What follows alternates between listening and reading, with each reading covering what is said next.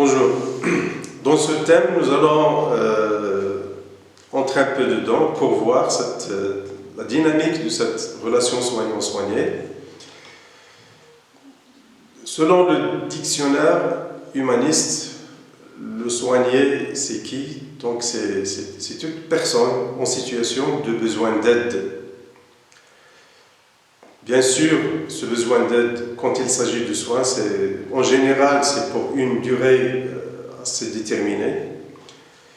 Et pour une raison de maladie ou d'incapacité, la personne se retrouve dans une situation de dépendance des autres, de dépendance des soignants, et va perdre momentanément son autonomie physique ou mentale. Et voilà, elle peut être le plus en mesure de décider pour elle-même. Un soigné, c'est qui? Un soigné, c'est une personne qui a une identité, qui a une conscience, c'est un être de liberté, qui a aussi une culture, qui a des croyances, qui communique de différentes façons, qui a son mode de communication qui lui est unique, et par conséquent, chaque personne est unique. Et à partir de là, le soin, il doit être personnalisé et individualisé. Qu'attend un soigné du soignant? D'abord, on peut dire que chacun lorsqu'il a besoin de soigner, lorsqu'il tombe malade, il a besoin d'une prise en charge globale. Cette prise en charge globale, elle implique bien sûr une bonne communication très fructueuse. Il attend une relation empathique et qu'on prenne soin de cette personne. Aussi, une collaboration, un travail interdisciplinaire qui est efficace. Et par conséquent, le soigné, il attend toujours un résultat, le meilleur résultat possible. Et si on arrive à réaliser ça, donc c'est la satisfaction garantie, aussi bien pour le soignant que pour le soigné. En termes d'information, bien sûr, le soigné, il attend de nous, des soignants, de connaître tout ce qui est possible sur sa maladie, l'ampleur de son problème de santé, quelles sont les chances de guérison, et aussi être informé de tout le processus de prise en charge, l'efficacité des médicaments, l'efficacité de la prise en charge de façon générale, et quel est le pronostic. Le soignant, c'est qui? Le soignant, c'est un membre, c'est un élément d'une équipe généralement multidisciplinaire qui est censé prendre soin des autres, prendre soin des soignés, pardon. Et quelle que soit la spécificité de leur métier. Le soignant, c'est aussi un être humain qui a aussi sa personnalité, qui a aussi ses valeurs, qui a aussi des qualités et des défauts. Il peut être aussi impatient, il peut être malade, il peut être de mauvaise humeur. Il a aussi sa vie privée. Donc, en tant qu'être humain, il mérite aussi tout le respect qu'il se doit et il a le droit d'être respecté. Mais, pour des raisons professionnelles, pour des raisons essentiellement éthiques et déontologiques, le professionnel de la santé, le soignant, il doit faire abstraction de ses émotions, de son vécu, de ses problèmes personnels, pour être attentif à l'autre, pour être en mesure d'assurer des soins de qualité et de prendre soin des autres. le soin, il implique forcément d'endosser une certaine identité professionnelle. C'est très important, une identité professionnelle qui est correctement intériorisée et intégrée. La relation soignant-soigné, c'est une relation dans laquelle le soignant, il cherche à favoriser, à développer chez le soigné la croissance, l'autonomie, un meilleur fonctionnement et une grande capacité d'affronter une situation difficile qui est la maladie et aider la personne à reprendre son autonomie dans la vie. Donc, cette relation implique un échange qui est interdépendant. Donc, le soignant ne peut pas avancer sans l'implication et la collaboration du soigné ou de son entourage, bien sûr. Donc, ceci se fait à travers une bonne communication qui va bien sûr s'appuyer sur tout notre langage verbal et non verbal. Donc, ceci dit, cette relation soignant-soigné,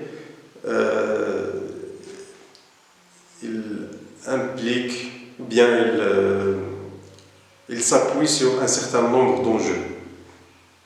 Donc, dans toute relation soignant-soigné, il y a un enjeu d'information. C'est-à-dire qu'il y a un échange d'informations entre les deux. Le soignant ne peut pas faire son travail, ne peut pas réaliser sa mission sans qu'il ait un certain nombre d'informations du malade ou de son entourage. Aussi, le soigné a droit à toute l'information possible, scientifique, pertinente, de la part du soignant. Le deuxième enjeu, c'est un enjeu d'identité.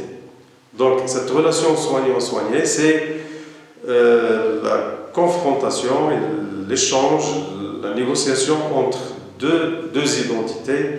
D'une part, l'identité professionnelle du soignant et l'identité du patient, c'est son identité personnelle, son identité sociale.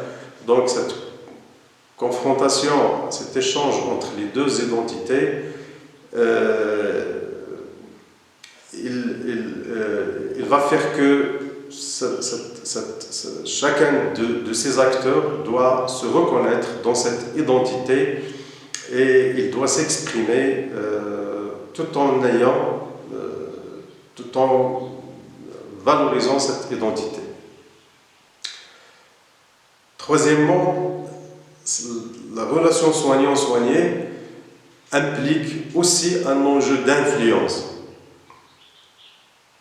Bien sûr, le soignant, il est dans cette relation influencé d'une façon ou d'une autre par son patient, par son vécu, et aussi l'une de ses missions, c'est d'influencer peut-être le comportement, le vécu, l'état de santé de son client et du soigné. Dans cette relation aussi, il y a tout un enjeu fonctionnel, c'est-à-dire que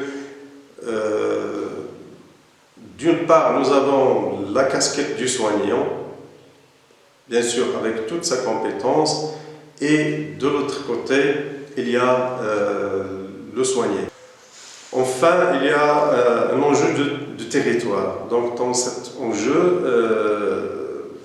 dans la relation soignant-soigné, il y a le territoire physique, mais aussi il y a le territoire psychologique, tout ce qui est en rapport avec l'intimité, avec cette distance psychologique ou ce qu'on appelle la distance thérapeutique qu'il faut garder jusqu'à où il faut aller, il faut s'engager dans l'émotionnel et il faut aussi savoir prendre la distance qu'il faut pour ne pas subir cette relation dans son affectif.